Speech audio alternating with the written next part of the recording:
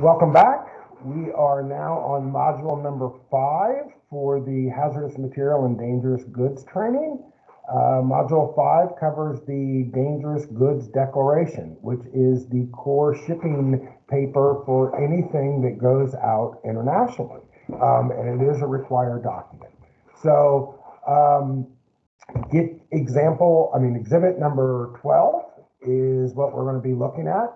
We're going to dive in going field by field. So this is a great place that if you don't quite understand what a field is and want some more information, make a note of that. And that's something that we can certainly go over in the review.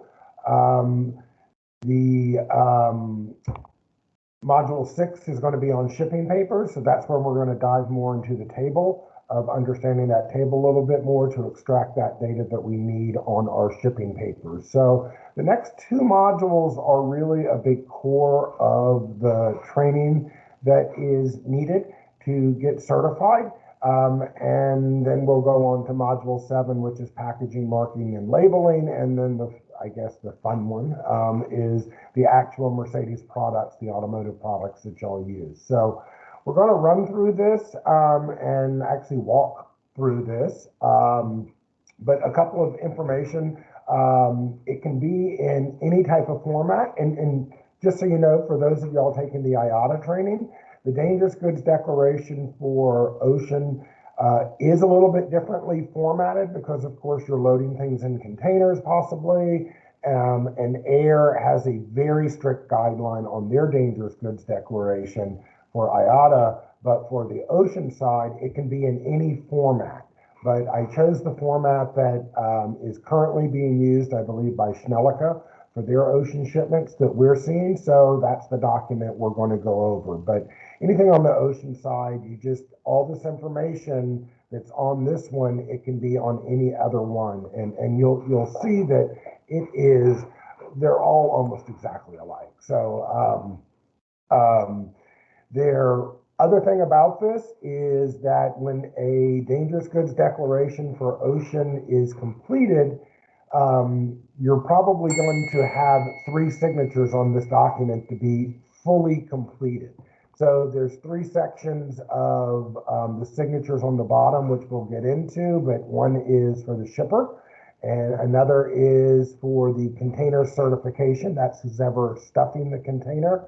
And then the motor carrier themselves that pick it up. So you'll see on the bottom of this document that there are places for 3 different signatures.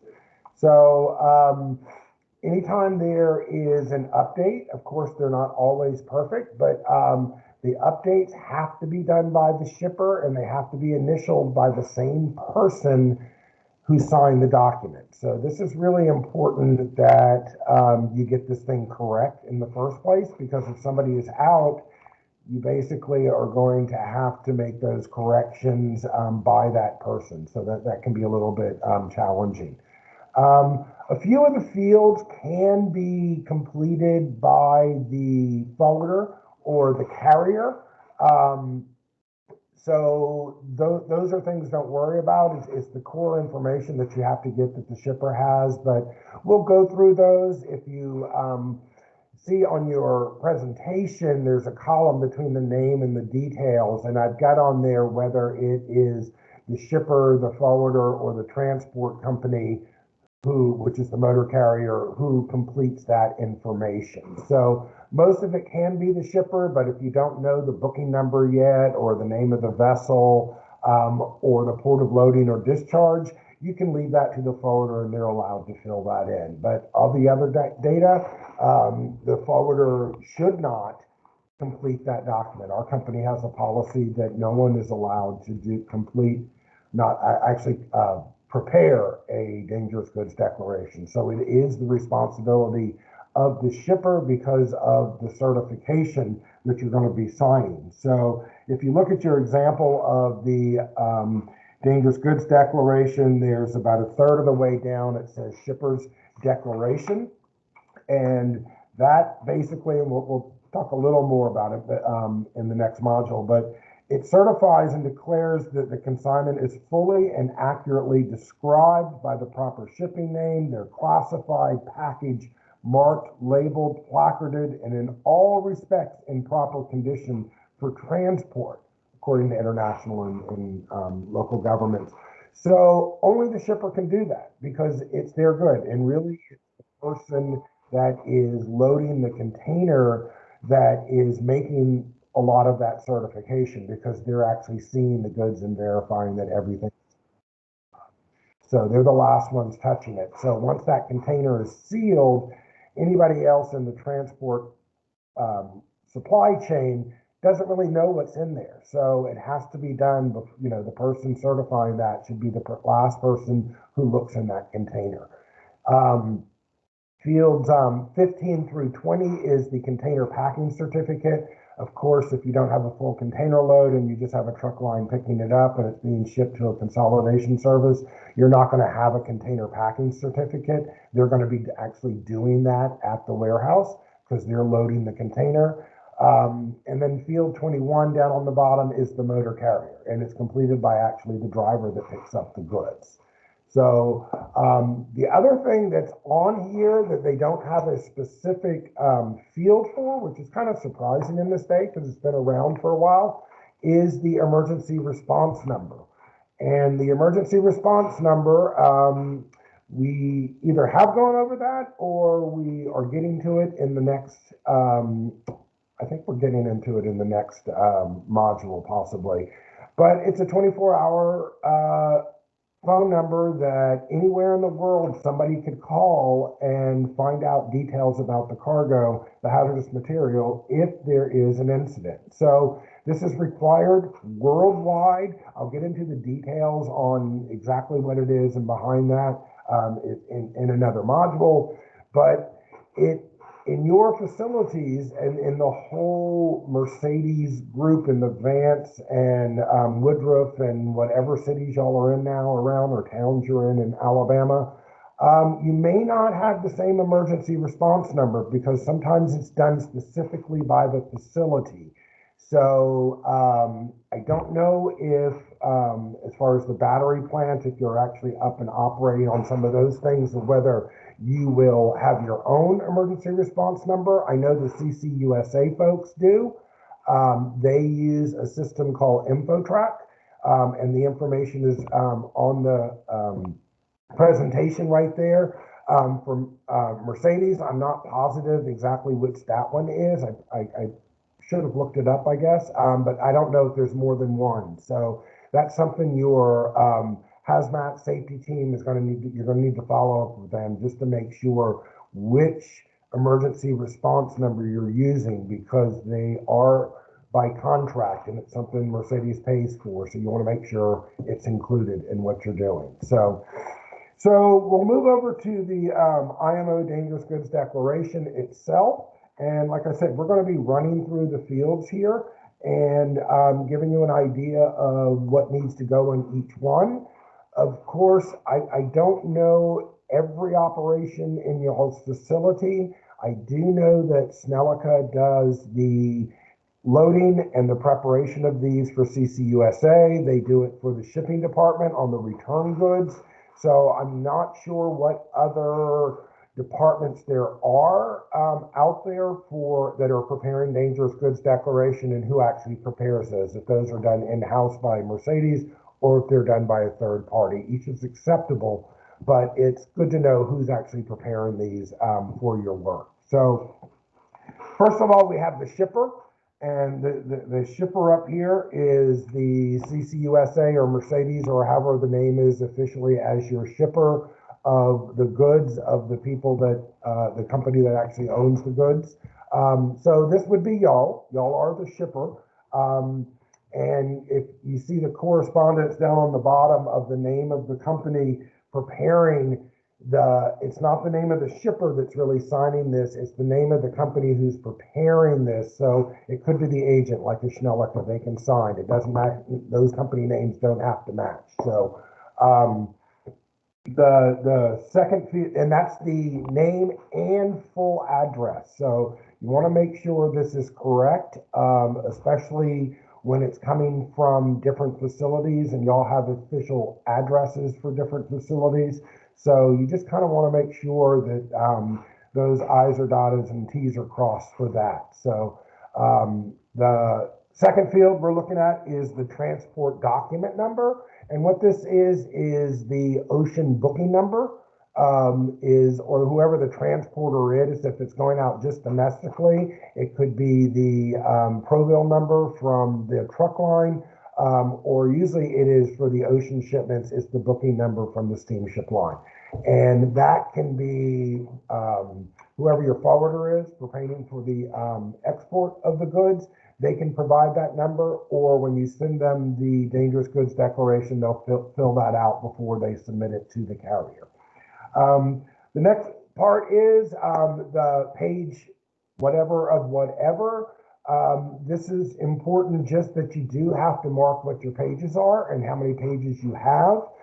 Most of your goods usually fit onto one page. I've seen some that y'all played with the fonts a little bit to make sure they fit onto one page, which that's okay, as long as you don't go under an 8 font.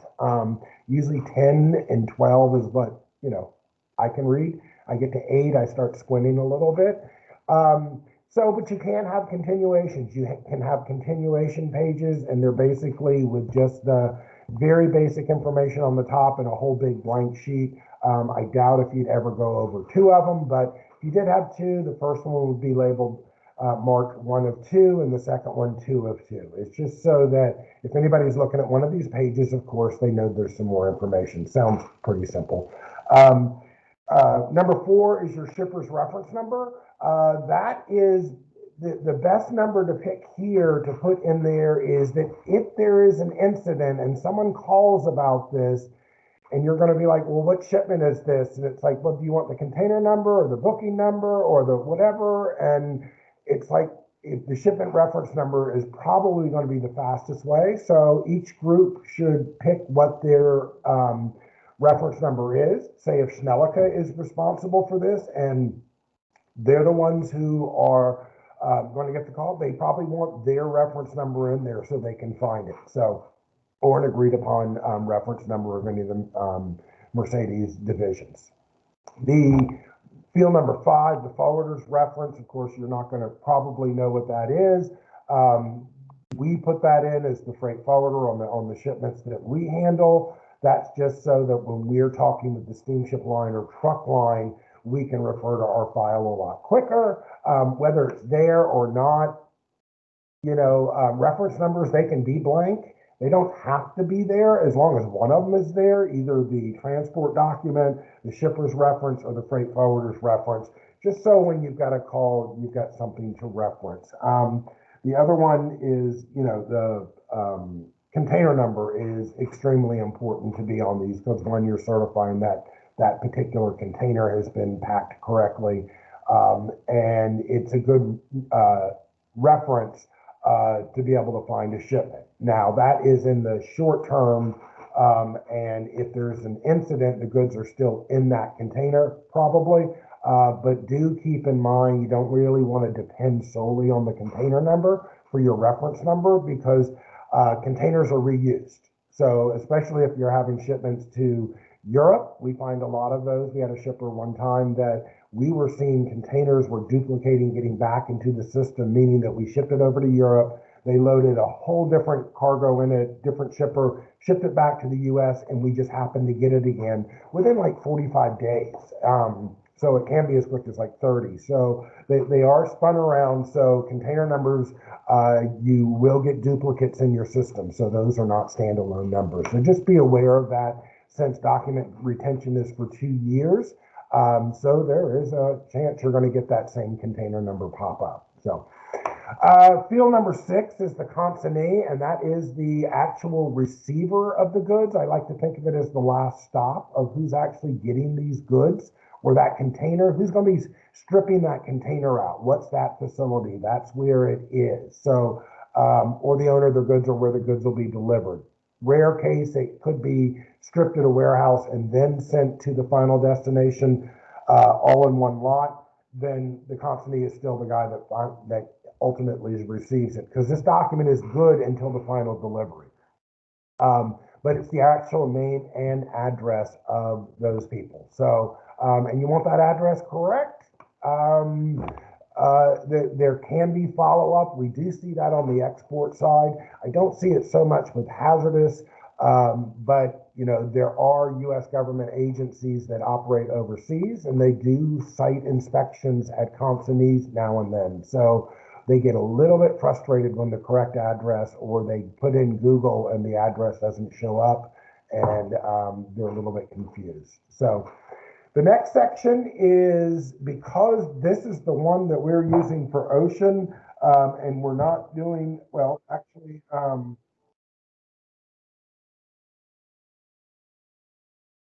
let me look at what I'm looking at here. 8 and 9 is not on the document that y'all are using.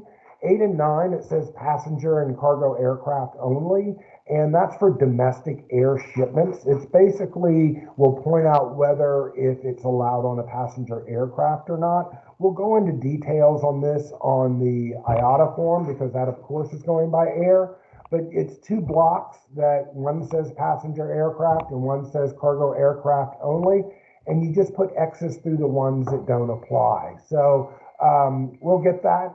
If you've got questions on that, if you're doing some domestic air freight and you're preparing one of these documents, please bring it up in one of our reviews, and I can give you some examples of exactly what that looks like, but you're not using that type of form here. So field, and you see that little, we're down to the area where the shipper's declaration is. So field number 10 is the vessel information, and that's the vessel and voyage number. If you have it, the shipper fills it out. If not, the forwarder will fill that out for you, and that's okay for them to do. Same with 11 and 12, port of loading, port of discharge. You know, it's the port of export, port where it's going to. A lot of times you have that because you know that if you're shipping to this company in India, you're always going out of the port of Charleston, and it's always arriving, say, in the port of Mumbai.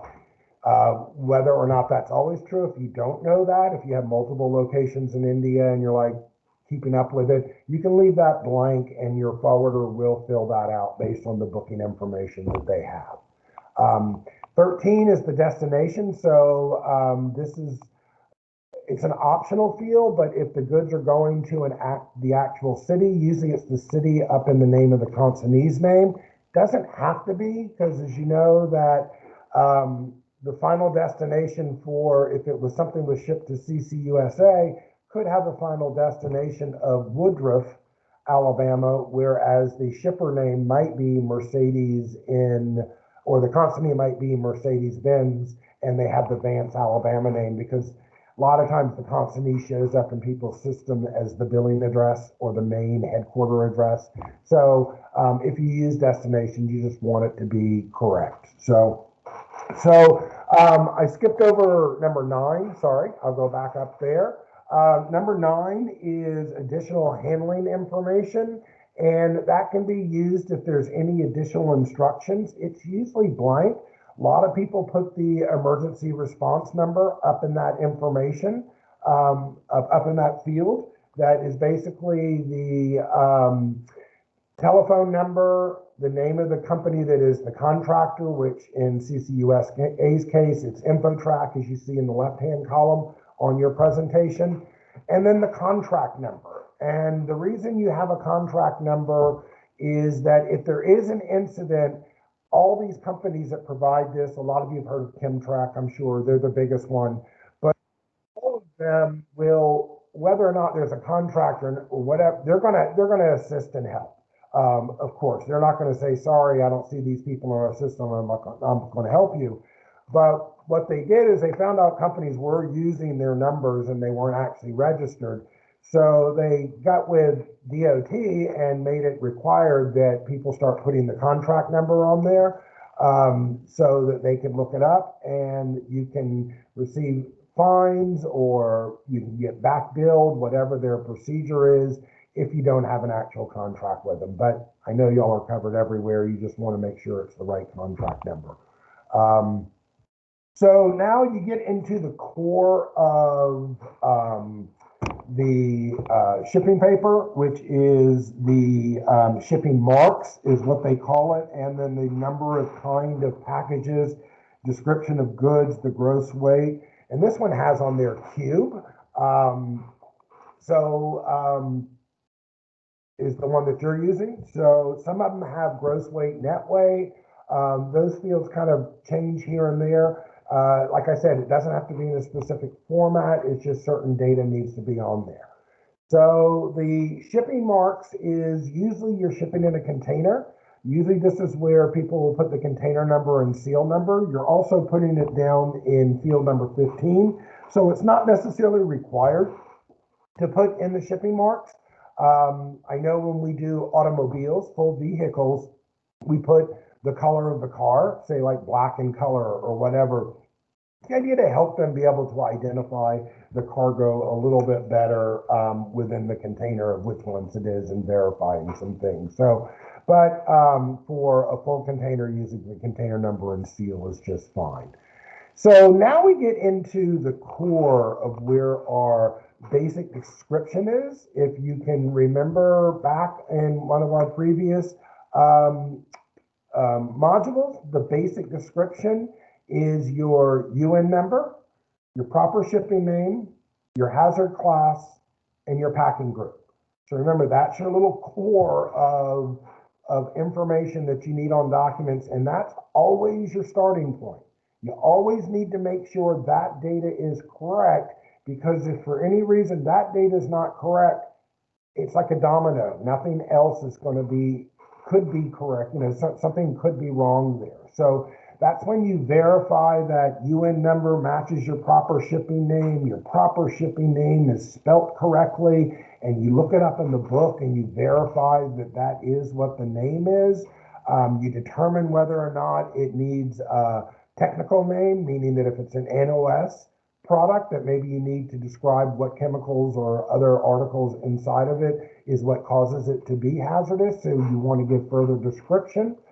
You've got your hazard class. You know, the hazard class has to be right. I mean, all these things do, but the hazard class really determines all your markings, labeling and placarding. So that is absolutely critical. You've got to remember here, if I've got a class, I got to check on that dangerous goods list whether or not it has a subsidiary risk. Remember, a mixture of two or more items, and something could be both flammable and corrosive. So you're going to have to make sure both of those are identified on this document. And you do that, of course, by putting the primary class first and then the subsidiary class or classes in parentheses. So yes, there can be more than one subsidiary class. So so if we look over there, and then you add on that first line, the number of packages.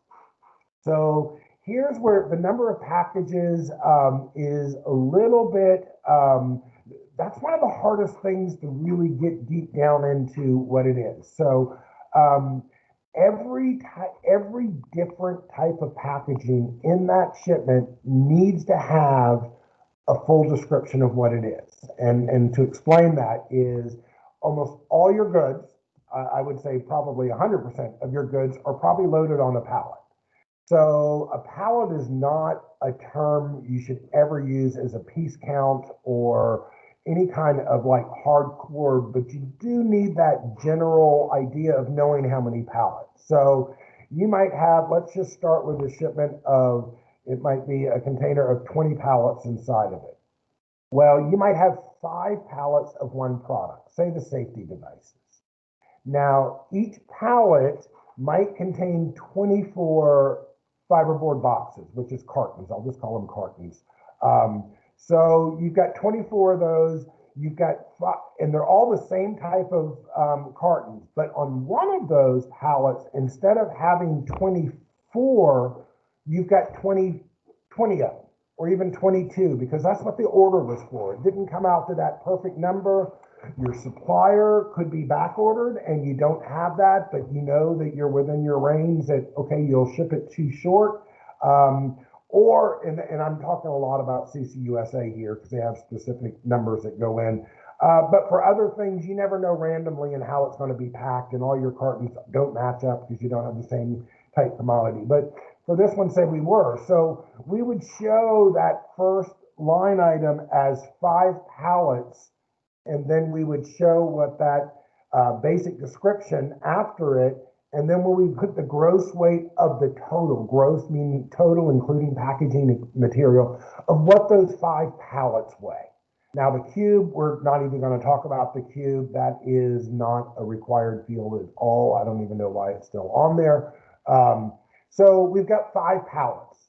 Now we need more information.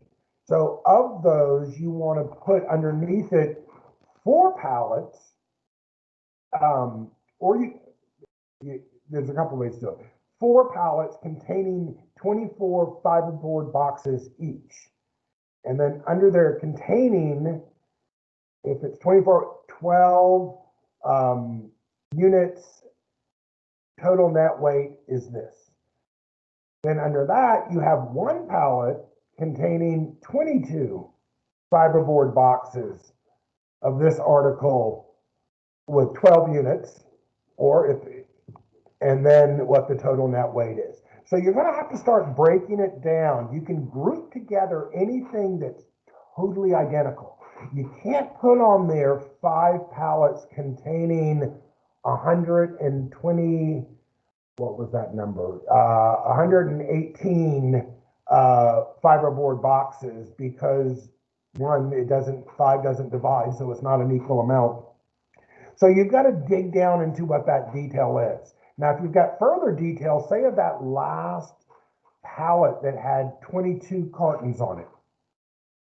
One of those cartons only had 10 units in it instead of the usual 12. You'd have to break that down to another line item also. Of the one pallet containing, 21 cartons with 12 units each, and then under that you would have 1 carton containing 10 units, and then showing the net weight of, or volume, net mass of each one of those in your kilos of what those are. So it sounds kind of tricky. The thing I am proud of, I was looking at the documents that Snellica has prepared on some of their orders, and they look good. I am sure they went through a lot of trial and error, because they put a lot of detail. They put more detail than they really need to, which is fine because it's accurate or whatever. And it could be that the particular steamship line wants this, and I'll talk about that in a second. So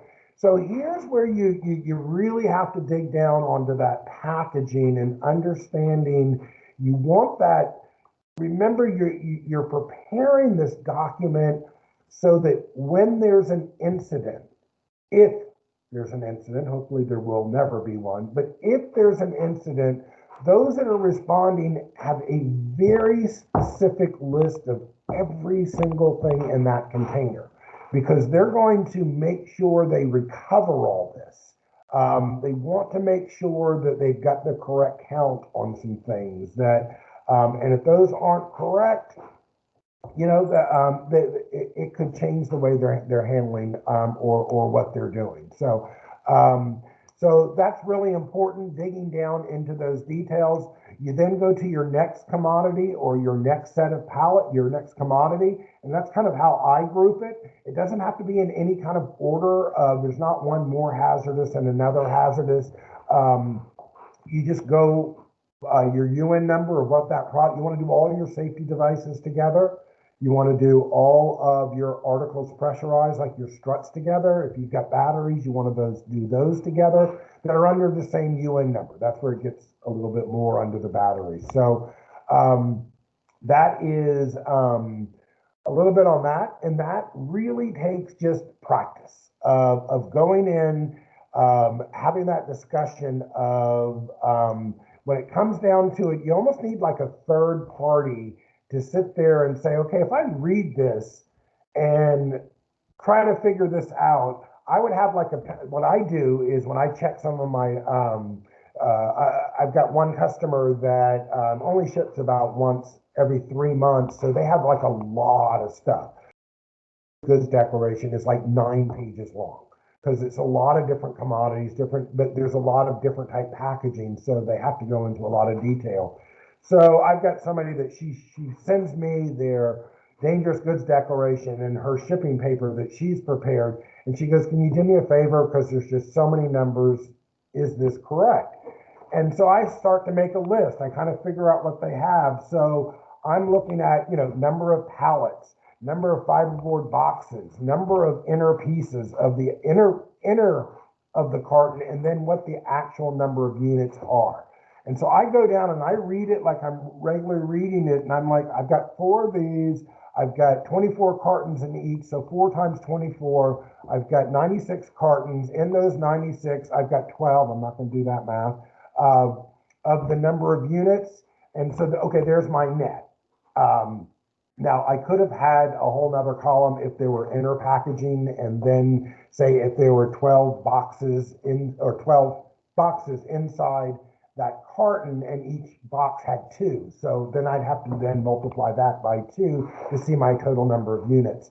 So I just kind of make those columns, and I add up, and I also have a column for all my net weights. And I make those little add ups or whatever, and then I go through the whole thing. I make this long list, and at the end, I'm like, okay, I've got a total of 20 pallets, and I've got a total of actual number of pieces inside of those, say 1,240. And then the number of the net cartons, I've got a whole net weight thing, or volume, added up. And I see if those totals match her totals, all by individual UN numbers. And like I said, it's real easy for someone to mix that up. You probably have it in your system that the computer spits out those numbers of what they are and does that math for the people. But if you're not a math person, you're not a math person. It's hard to train somebody after the age of 22 to be good at math. You either were as a kid or you weren't. I was lucky. I like math. So that was my nerdy side when I was a kid. But that's where you get into that detail of what's the common sense. If I look down and I've got a total of 20 pallets, and all of a sudden I miss something, that I put cartons in one column and I put actual units in another column, and then I mix those up on something because or whatever reason, and all of a sudden I'm looking down and I've got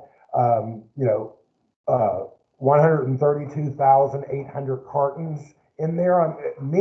Common sense is, okay, something's wrong. I did something wrong somewhere. That doesn't make sense. I can't have, and then I have number of units as, say, 1,400. And it's like, okay, how do I have more bigger pieces? So the number should get bigger as you go along on that list. So that's where some of the common sense comes in. Same as your net weights. That you really have to be careful with, or because it does get tricky. I think y'all's system is pretty good at pulling this data out and having it. I know in the beginning when we used to do the old, what they call DMT for the shipping department, there were a lot of parts that came in, small parts, that the system, somebody would just put down 1 kilo. They wouldn't get into the actual detail of what it weighed. So when we were shipping back, and all of a sudden we get an order, and in that order there was a box of 50,000 widgets or nut or bolt or whatever, and the whole box was going back, and in the system it showed each one was 1 kilo. When they pull a packing list, all of a sudden we'd have a container that showed it weighed 96,000 kilos, which is impossible, or the floor would have fallen out of it. So some of that you have to look at. You got to look a little bit about common sense with some things. Your net can never be bigger than your gross kilos. Those are little things you want to check on some things. But like I said, it's a little bit intricate work. So somewhere in your system, I know y'all have this data. It's not like, I don't think you were having the Snellica people out on the floor calculating net weights versus gross weights and things like that. It's in the system, but it's being able to pull that right information and then adding them up, of having that check system that it makes sense. 20 pallets with 480 cartons with 5,200 units, and somewhere in your system there's probably a total there showing you the number of units. Does that check to what my dangerous goods look like? My net weight for a container is, it needs to be under 20,000 kilos for sure, because about 44,000 pounds or about 20,000 kilos is going to be your max you're going to be loading, and you're not even going to be loading anywhere near that in what you're doing, because you have a lot of packaging material. You don't have super heavy things. So this core part of it takes a while to do if you've got multiple commodities. Sometimes it's one line. You can type it right across and you've got your basic description, 300, 24 cartons of this, net, 82 kilos. My gross weight is 94 kilos. Poof, it's all done. You have nothing else to add to it. Other things, going on here is, you'd want to put your flash point if you've got something flammable, any additional information, like if it's a marine pollutant, things like that. A lot of that will go into detail on the shipping paper with some of that. So this is the core of the document. This has to be correct. This is what, and my point from what I was saying about reading it and doing that list, because at the end, if you don't understand it and you can't picture it, the steamship line sure isn't going to be able to picture it. And that's what they're trying to do. They're trying to say, does this make logical sense and that's where it could get complicated, and you want to be clear of if you've got a pallet, and then you've got fiberboard boxes or cartons, and then you've got inner receptacles that have multiple pieces, or inner, packaging that has multiple pieces. That's a lot to keep up with in your head on some things, and you need to make sure it makes sense and it's read to a place where it's easily readable.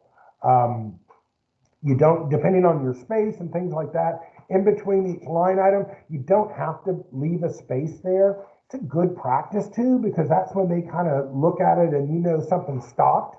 It's like starting a new paragraph, but sometimes when it goes all the way over, you don't realize that it's already starting new, and you kind of keep reading. So I see that they do. They always separate. I see the dangerous goods from y'all. They always separate the different UN numbers, which is great. So like I said, you want it as clear as possible when someone is picking up to know what they're reading.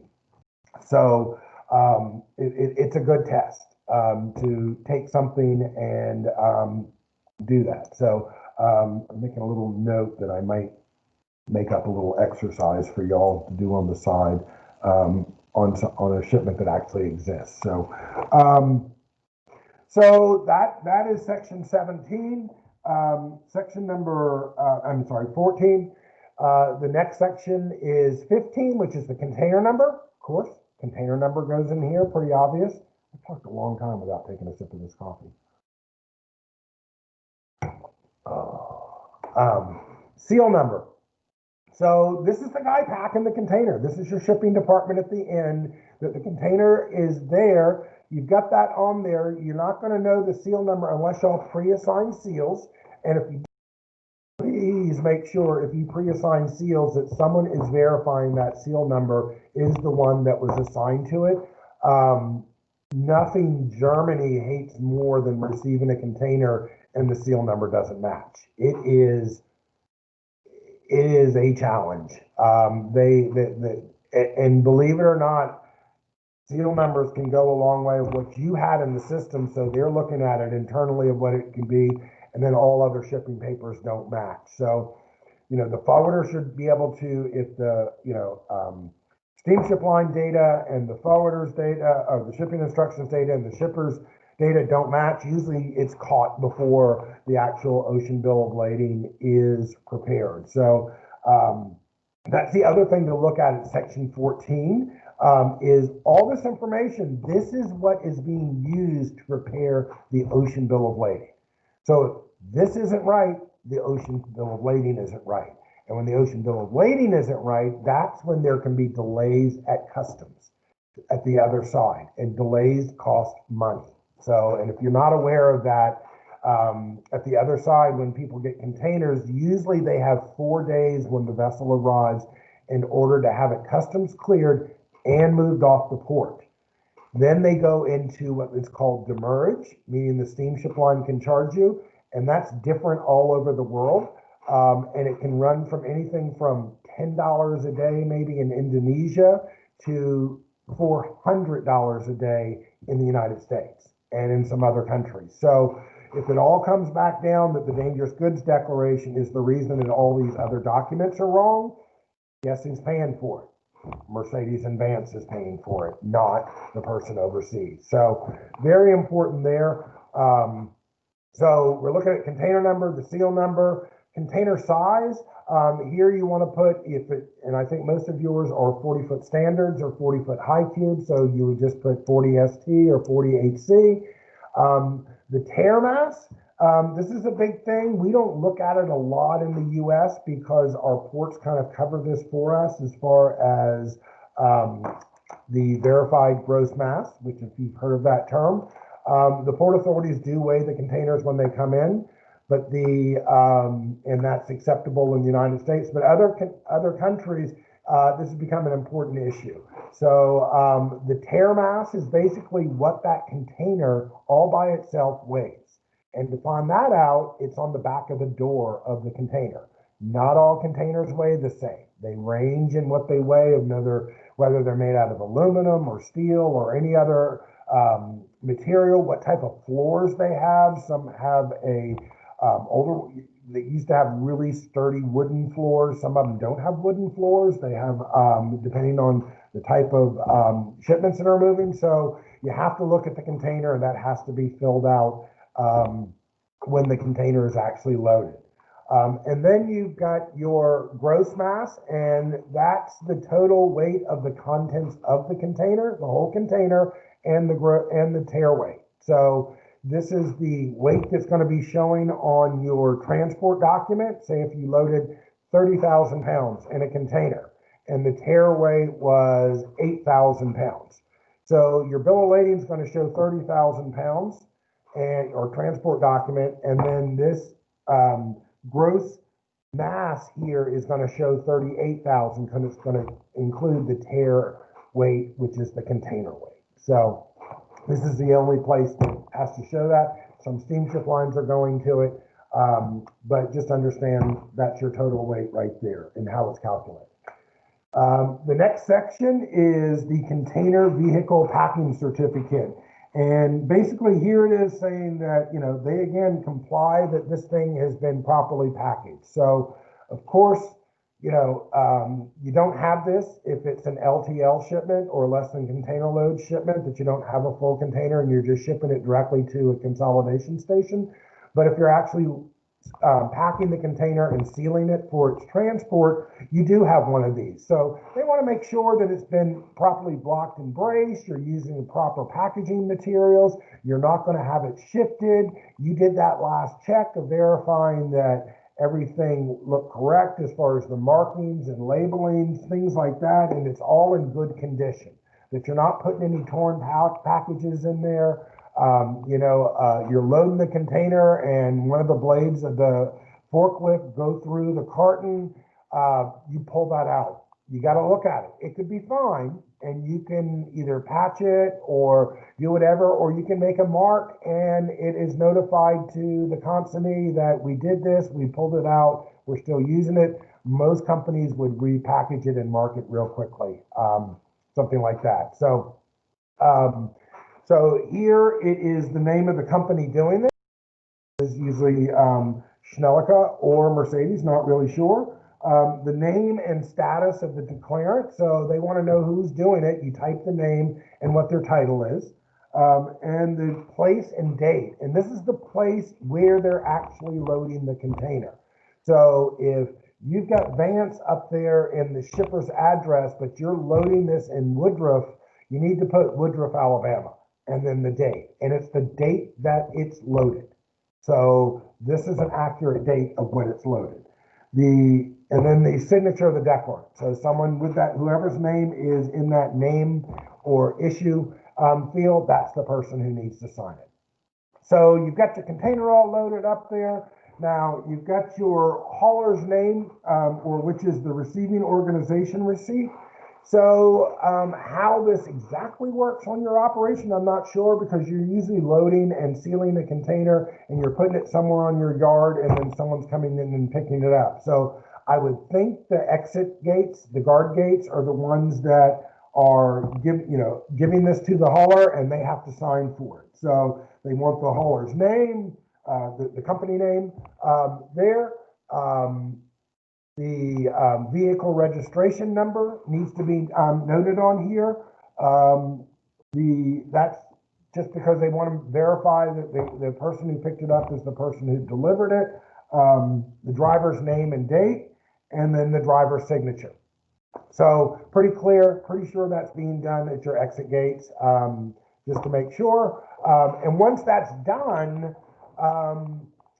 that needs to be sent to, that needs to be kept on your records, because that's the completed one. You're going to and let me finish the signature part, and then I'll go back to that explanation. Sorry. And then section number 22 is the shipper or agent. So I believe Snellica does these and puts their name in it. It would be, and then again, it's the name and status of the person who's actually doing it, the city and state where the document is prepared. Not where the goods are. It's not always the same. We do, I told you earlier, we never do these. I do some for one customer. They have one commodity. They don't have anyone certified in their shipping department, which should, but I'll fill out this form. But even though it's being loaded in, say, Alabama, I am still putting the place and date as Charleston, South Carolina. So it is physically where this was actually prepared. So section 22 is done first because, okay, here's the order. I'm making a booking with the steamship line. They're going to want to know what you're shipping. So you prepare that, but you have section 20 and 21. They're not even filled out yet, and that's fine. They're looking for things like fields number 1, 2, 6, 10, 11, 12, 13. So they're looking, the steamship line, when we're making a booking, okay, who's the shipper and who's the consignee? Where is it going? Where is it being loaded? Where is it going? And then what is the commodity? They're really looking at section 14 to verify that they can move that on their ship. So section 22, the shipper, they fill out this document, probably 70% complete first with all the core data. Then the container goes to the shipping department or brought in, and then it's stuffed. So they fill out the container packing certificate when it's done. When the container leaves the gate, then the driver signs for it. So we, as the forwarder, we have that initial copy. Sometimes then we don't necessarily have to get the copy immediately after the container is stuffed, but we do need a copy of it after the driver signs for it, because the steamship line, prior to them releasing the ocean bill of lading, they're going to want to see a certificate with 3 signatures on it.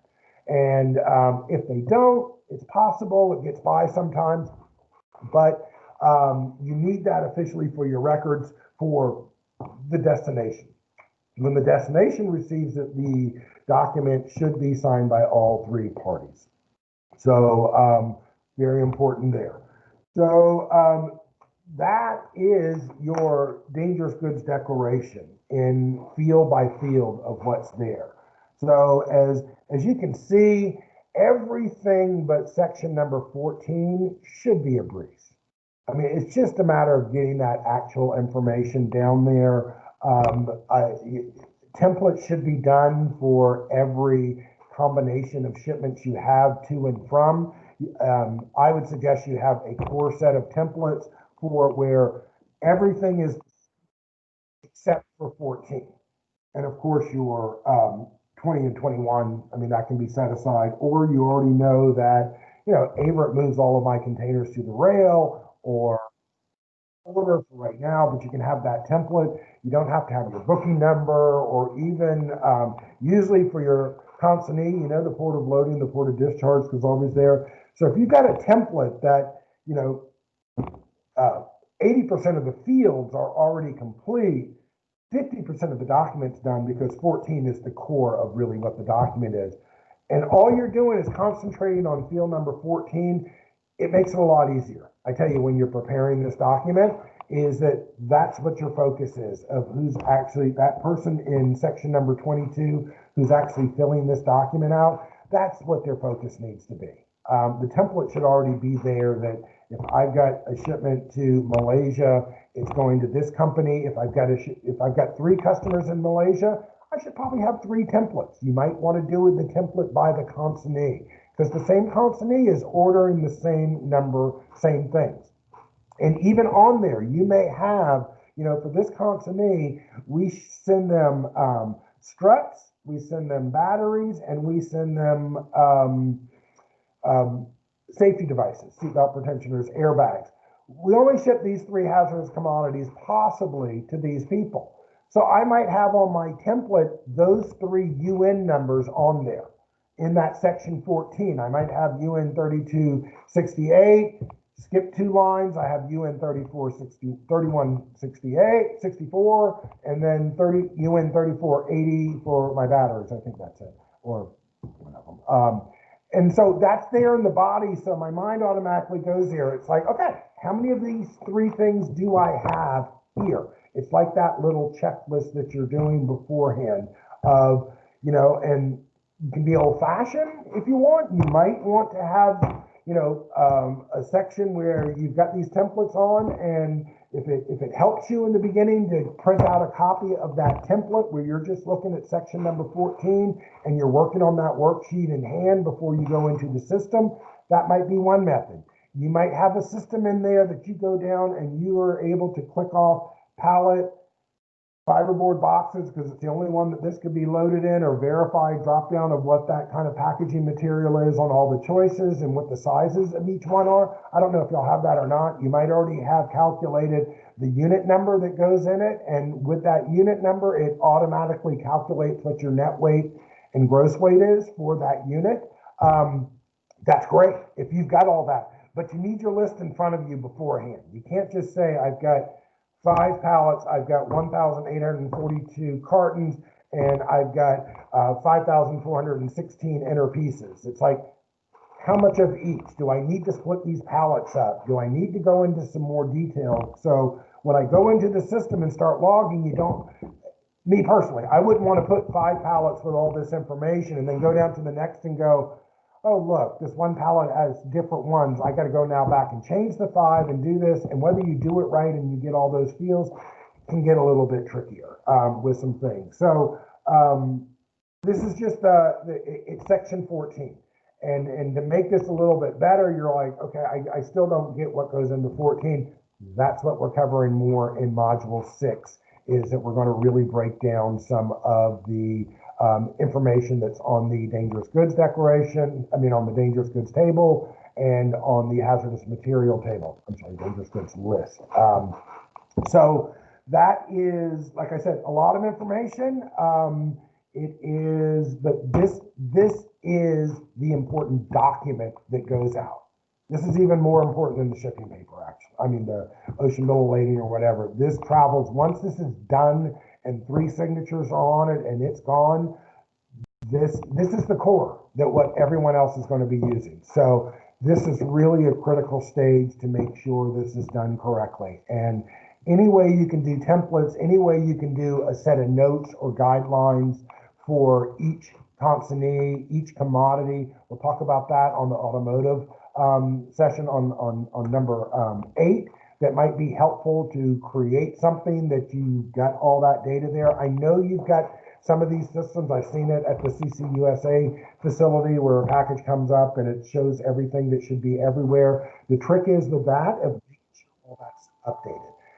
The other thing is you've also got multiple suppliers for the same type thing. So going down on that SKU number or whatever y'all, the part numbers, or product codes or whatever, remember, you've got to pick the right supplier it came from too, because one may weigh 6 kilos each and the other one weighs 6.2 kilos each. And when you're doing 1,000 of them, those numbers do add up. So that you have to be careful with, making sure that you're picking the right product. And like I said, I believe your system has that all set up, especially that at the Mercedes side, when you're working under foreign trade zone conditions, and you might have zone items in there, and making sure you get the right SKU number, so you report it to Melissa Hopkins and her group, so she can take it out of a zone entry and make sure you're following all the customs regulations. So we'll get some more into there.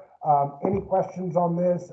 Certainly we'll have time for. And remember, if it's starting to build up now because it's a lot of data, some things, and you don't feel like you're learning anything, look over them. I would say read over the presentation a couple of times.